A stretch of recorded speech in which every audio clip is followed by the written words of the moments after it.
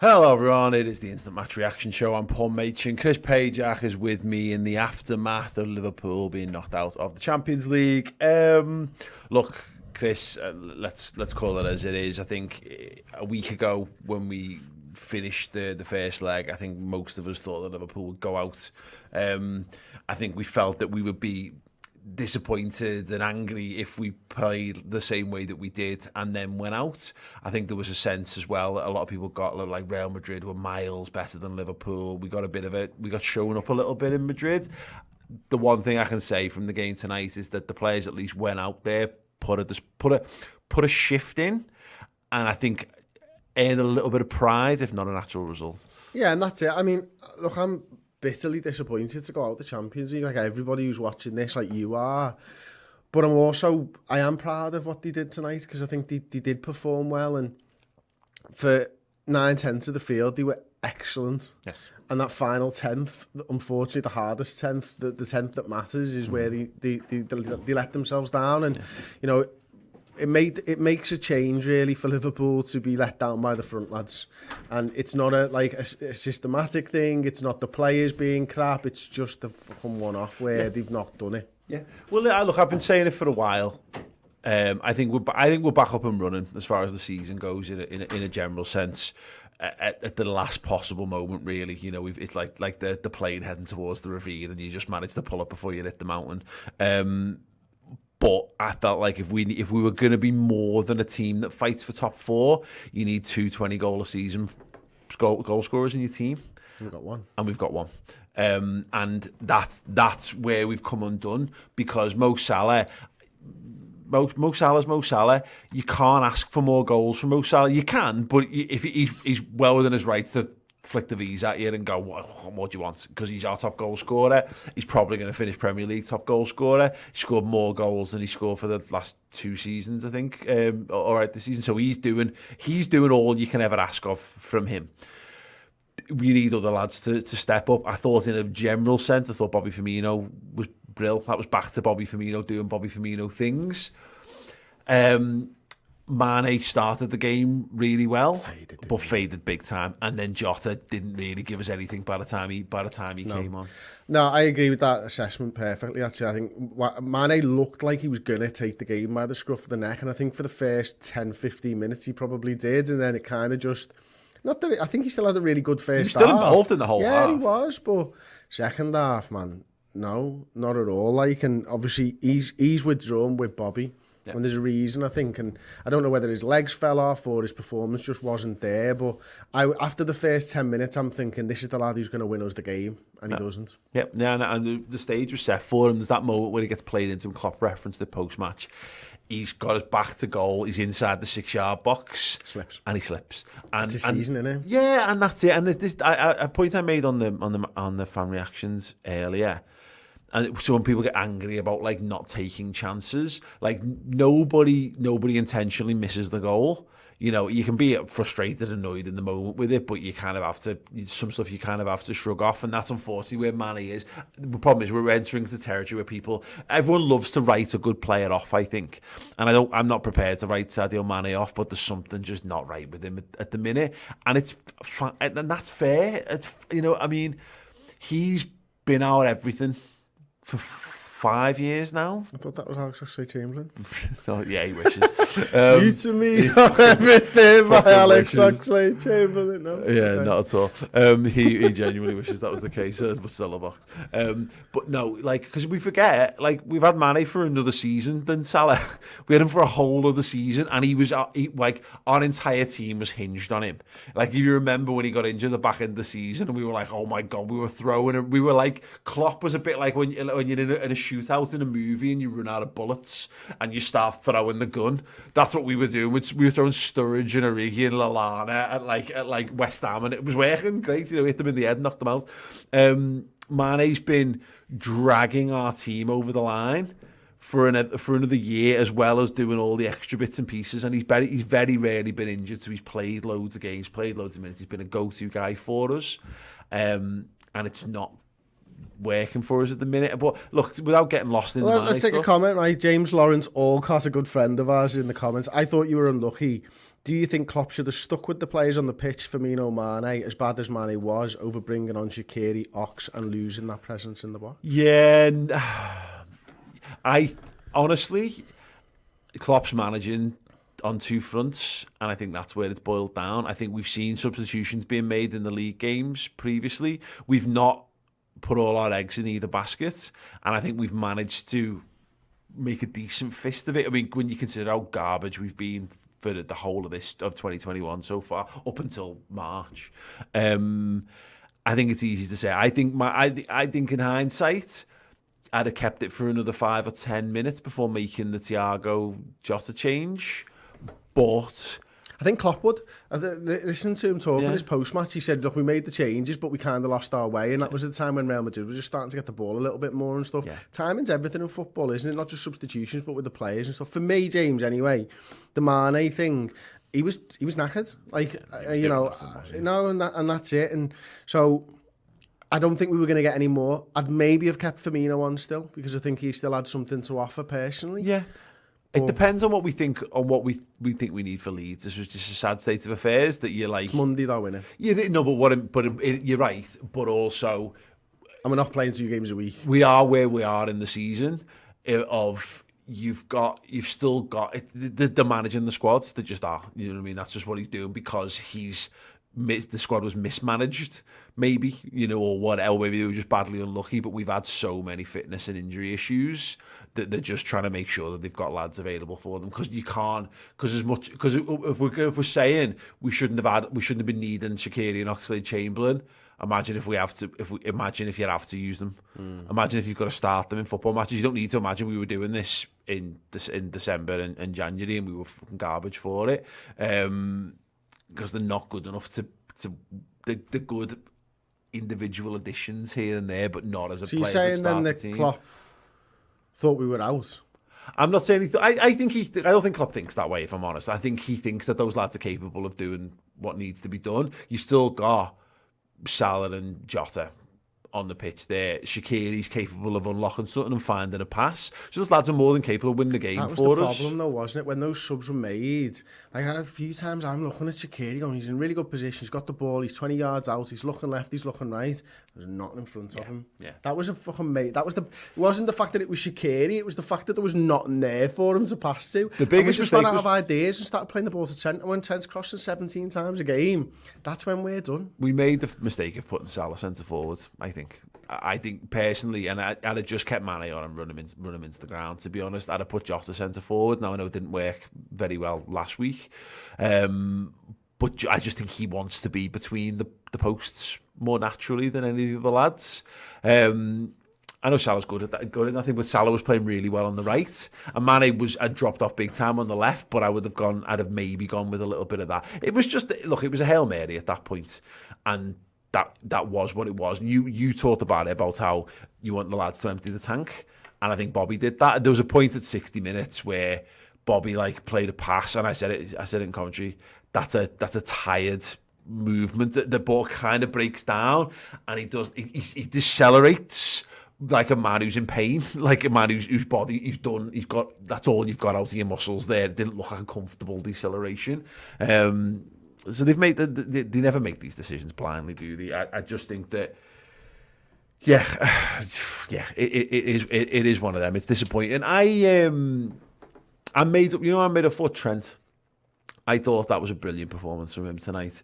I thought when you look to a couple of times we've had 2 or 3 games in this run, a difficult run, where you've needed Jordan Henderson, and we haven't had Jordan Henderson, so you need someone else to grab the game and drive the game forward. And that was another game for me where Trent, the amount of times where he just wanted the ball, he's asking for it, and he's not just doing his, I'm going to stop here 45 yards deep of the dead ball line and look to kick the ball. He did play, he threw plenty of balls that inside right channel a lot, driving with the ball at his feet. That one where he gets into the box, gets a little bit lucky, pulls it out for Wijnaldum. That's absolutely superb. You make that look, don't you? Yeah, you do, and you've got to have trust that the midfielders behind you are going to cover. And that's what having Milner and Wijnaldum was doing. And we said it before the game, Paul. Milner. If Milner is there, Trent can do that, and Trent had the ability to do that all day, and the space and just. But I thought more than that, was it Vinicius or was it Rodrigo maybe, where he shoulders him right on the dead ball line? I mean, that's just unbelievable defending as well. And so he showcased both sides of his game tonight. Nearly gets done for pace, but doesn't, is the important part of all of that. His strength. Yeah, I look around that team, and again, I'm just frustrated with Mane. So I'm not. I don't think he was terrible. I know how good he can be. I give him a 6. Yeah. I mean, across the full 90, yeah, I think he probably.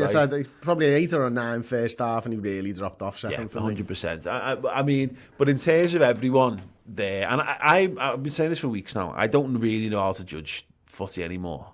Like, I've been doing this for years, and I was very much in my comfort zone last season up until the pandemic, and I don't really know how to judge this season because it's a season unlike any other, and I just don't know what the players are capable of anymore. I was talking to Baz at Toffee TV, and he's just like, "How shit is all the footy?" And no one's really talking about it, but he's like, "Look at all them games of the weekend, and look how low quality they all are. You watch them, and look how poor the footy is, and the amount of mistakes, and then you've got the injuries and all this kind of stuff. It's just." Everyone's just limping toward the end of this season, and I don't know how to judge a lot of things. But what I will say, look at the players out there tonight. I thought Andy Robertson had a good game. I thought Trent was really good. I thought Nat Phillips was an absolute colossus again. We said at half-time, he's playing on the edge. He never teetered over it. Second half as well. Never he just looked really in control of everything. It helped that they gave up trying to attack. Probably helped him a little bit, to be honest. But he was dominant in the air. He was good on the ball. But he was there was a few times where he picked the ball up 35 yards away from Real Madrid's goal. Like, he pushed on a little bit, and you're thinking, wow, that's a good little touch. He played some nice passes. He really did. He did. He also smashed them at cock height 2 or 3 times. Trusting your teammates, that Paul. Yeah, and with it, but passing it terribly in doing so. He is what he is. I love Nat Phillips. I love the bones of him. I would let him run his contract down next season. I wouldn't give him another one. I'd let him run his contract down. If he gets a good offer and he wants to go, let him do whatever he wants. I'd say to Nat Phillips in the summer, what do you want to do? You've got, he's like a Make-A-Wish kid. Like, what do you want to do? You've got 12 months left. What do you want to do with it? Do you want to stay at Liverpool, or do you want to go and get a move somewhere and play more footy and let him decide on that? But I love that performance from him tonight. We talked about him being the one part that was most likely to go pop in that team, that was going to be the thing that unravelled us, and he never did, and that's a testament. And Kabak as well. I thought he was really good, and him being substituted is not a reflection on his performance. The two of them together were brilliant again, and Fabinho helps again. Fabinho's a monster in front of them. Did all right. Don't think he was outstanding tonight. Middle of the road kind of performance, but again, that game kind of passed him by. I think it was more on your Milner and your Wijnaldum to set the tempo in the middle of the park and then play from there. And Milner's the one. Yeah. Milner's the one that sets the tempo for the entire game and tells everyone, this is how we have to play tonight if we want to get anything. Well, we joke about it, but just put on a cruncher in on Benzema in the first minute. It just tells you've got 3 players on that pitch who you need to just go and give a big kick to, and it's Benzema, Kroos, and Modric. Just because, and they're used to it; they've had it all career long. But they're the fellas who it just hurts a bit more when you're a bit older, and you've got to let them know, because it's a bit like if you walk into a situation with a bunch of people, you're into a potentially aggressive situation. There's a couple of things you can do. You can either undercut the situation by turning to the smallest one and saying, "I'm basically going to knock the shit out of you," and make a joke out of it, or you go and land a blow on the biggest lad and hope that it's enough that it makes everyone go, "Oh, right, okay, well, they're not to be fucked with." And that's what James Milner does. And I thought that again, we're talking about tone setting. He's taking fouls, he's giving fouls out. It was a captain's performance, and that shot. Yeah, and we look, exactly, and that's people talk about the momentum that we lost. We lost James Milner. People actually haven't really talked about, people talk about the substitutions that we made, not who we brought on. Mate, I did. Because we weren't the same team afterwards. It took Jota and Thiago 5-10 minutes to get into the game, and we just lost our way a little bit, and then they got into the game, but we still missed James Milner. Yeah, and it is what it is. He's very much Henderson's understudy, but he's 35 years old, you know, and look, I think he could have gone. I think he'd have been happy to keep going, but I don't. Again, we were chasing the game. Now, mate. Oh, yeah, but we were chasing the game. You know, we were chasing the game. We were trying to put more creative lads on the pitch to try and make things happen. The decision making was fine, but when you're left with, and I got a great comment on the fan reactions about how they had, you know, we made Real Madrid play 6 at the back at Anfield, and that was it. You know, they were left with the get loads of bodies behind the ball and shut up shop and defend for your life, and that's tough to break down at any level. You know, and I don't think we did personally, because they made them do that by winning 3-1 in the first leg. Yeah, but that's the game. The point is that they, yeah. But the point of it matter is we had to try and break that down, and that's a very difficult thing to have to do in football matches because you're right, because they got the noses in front. But that's the game plan, and that's what it's left to. Real Madrid, and to the point, to just a slight counter, that it is the banter, that is the respect to which they show Liverpool, because that wasn't Real Madrid turning up like Real Madrid changed their game plan for both games to play that way against Liverpool. Everyone would have expected this to be a nose to nose, toe to toe Real Madrid, the classy footballing outfit, blah blah blah. They did what they did, and that's we what came up serial against the winners do, though. Yeah. That's how you get to win 3 Champions Leagues in a row. You do what you can to win the game, and Real Madrid they did brilliantly tonight. It pisses me off, but they were brilliant. I feel all right with it, if I'm honest, because again, I felt we could go through. I didn't feel that we would, we would. Yeah, like I said, I thought we'd win on the night, but not go through. I genuinely, I can't pretend to have emotions I don't have over it. We were shit. We were so shit in Madrid. We made our bed, we shit our bed, and we spent the entire second leg trying to clean up the shit off our bed before we could even try to get on with the day. And we did. We got back to a position where I can feel like I saw enough in that team that Liverpool aren't fucked. Liverpool aren't dead. Liverpool don't need a massive rebuild. Liverpool will probably, hopefully with a little bit of a gap, as you say, to Leeds, be able to pick themselves up and make a good fist at the end of the season. Because that's what's left to play for now. And I'm back to where you need to be. You need to have belief in your side. That's all you really want from your football team. You don't want it in like, oh God, I hope one goes in off someone's arse today in order for us to win. And we've all played in them teams. We've all supported that. You know, Liverpool versions of Liverpool have done that down the years. I feel like there's a measure of which this team is capable of owning games of football and owning their destiny, and that's really all you want, because we've fallen so far. After that first leg, Real Madrid should have walked up and whacked us, and we should have been absolutely battered based on how we performed in that last leg, and we weren't. And it's a small thing, but it's a thing. Amit Singh sends in the super chat. Thank you so much, Amit. Saying just an appreciation for Trent all round. He was immense. He tried everything to drag the team to a win. And we need to find a striker to replace Origi, because, in my opinion, we missed that option on the bench. Well, Origi wasn't even on the bench, was he? He's been injured for a few weeks now, which is another point, because what have you got left? Yeah. Well, you got Jota, which is fine. It does make you wonder about the tacky thing again. You know, not a big deal, but again, maybe more of an option off the bench. We made 4 subs. Yeah. And we were chasing 2 goals. And he's not, but it'd have been nice to be able to make 5. True, but it's not like he's been pulling up trees at Southampton, is it? He got those 3 goals early, and that's about it. In fact, I don't even think he's been starting at the moment. Yeah. The big thing again, though, is the shooting in it. Like, that's now, they talked about it after the game. It's now 139 shots and 3 goals at Anfield in 2021. Yeah. That's fucking criminal, isn't it? Yeah, it's mad. It is. It is. Are they just overthinking it? This is the thing that I've always feared about our forwards, and this is why I think the one why, maybe it's just an age thing, but like why Salah doesn't get the same level of respect as like Torres and Fowler and Suarez and all that kind of stuff, because you'd always felt like they would score. Salah scores as much, if not more, than them. But you never feel like Salah's going to score the chances that he has. He just manages to score goals, and we don't have anyone in our team who you feel will. If you get him one chance, he'll score 1 goal for you. We haven't had that since Daniel Sturridge, and even then, we know what his year and a half probably wasn't that anyway. But you knew what his body was like by that point, and so there definitely is something in that shout of go and get something. But the point I made, because it was raised again on the fan reactions, is that the problem is, is that if you have your clinical number 9, what happens when he's not there?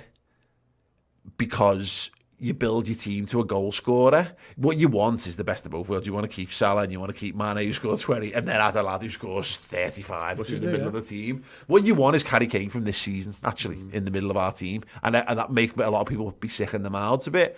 But like, he scored almost as many as he's assisted. He's been the perfect Bobby Firmino as a centre forward this season.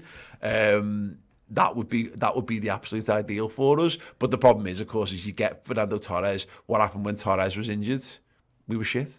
Who did we have up front? David and Go. Because you can't afford to have 2 world-class centre. We definitely couldn't then. But look at Bayern Munich. Bayern Munich, you know, if you keep them fit, you're great. But what happens when Lewandowski's out? You end up with 2 emoting centre forwards, or trusting lads who aren't clinical strikers to get the goals for you, a la Sane or whatever. But look, it's a problem that they have to address in the summer. I think if we have a little bit of rest for a couple of lads and get another Jota, not him, but someone, you know, another lad who's of that level to come in. I don't think it's Minamino, and it's definitely not Origi at this point. It's not Shaqiri. It might be, maybe Javi Elliott's ready to add a little bit more. I don't know, but one more definitely. Just buy Mbappe. Let's just buy Mbappe. Yeah, that's right, yes, we're going to do more on this game tomorrow on the Final Word show, which is exclusively as bonus content for all members over on the redmentv.com. If you are a member here on YouTube, you get the one bonus show. It's the Final Word show on a Monday, or next week on a Tuesday, of course, after the Leeds game. But you get both Final Word shows, and you get the Around the League show, and you get the Reds News Roundup show, and you get Stats and Tactics. And the documentaries. And, of course, the documentaries and interviews and features and all the other brilliant stuff that we bring for you guys. Which isn't just us. There's more of us doing more of this. But if you want more generic Liverpool content that you can sit down with a loved one, or you can educate people on the wonderful Liverpool Football Club, then yeah, we've got you covered, our little streaming service. Last super chat here from Ankit Kapoor says, we tried everything. Not enough at this level in this season. Thanks, Redmen TV. You guys make all the games more entertaining. Listen, we try our best. We're just fans. We just do our biz, and you know, hopefully we'll be back in a world before too long where we can all just be in the ground and shout and scream and celebrate and hug and kiss. And that would be nice. That kind of stuff. That would be lovely. Let's have a bit of that. Thank you so much for tuning in. We will return, of course, on Monday with another watch along and all the post match stuff as well. Hope to see you guys there, if not before, on the redmentv.com. Have a wonderful evening. Keep your heads up, Reds. Things will get better. We'll see you all soon. Ta-ra. Hey everyone, what's happening? We've got an amazing competition for you guys right now. You can be in with the chance of winning this exclusive Liverpool pin badge set. All you've got to do is go over and sign up or upgrade your subscription to Club Legend over on the redmentv.com, which is our Liverpool streaming service platform. Not only that, will you also get access to an incredible suite of Liverpool content, post-match stuff, news, subscription shows of us based in the studio, but not just that as well, documentaries, series, features and interviews with Liverpool legends past and present. It's basically like Netflix for Liverpool fans, and if you sign up at Club Legend you get a bunch of perks as well, free merchandise, discounts on a whole host of things, and yes, you're entered into monthly prize draws, and this month that is that incredible pin badge set. So go over to the redmentv.com right now, sign up and get involved.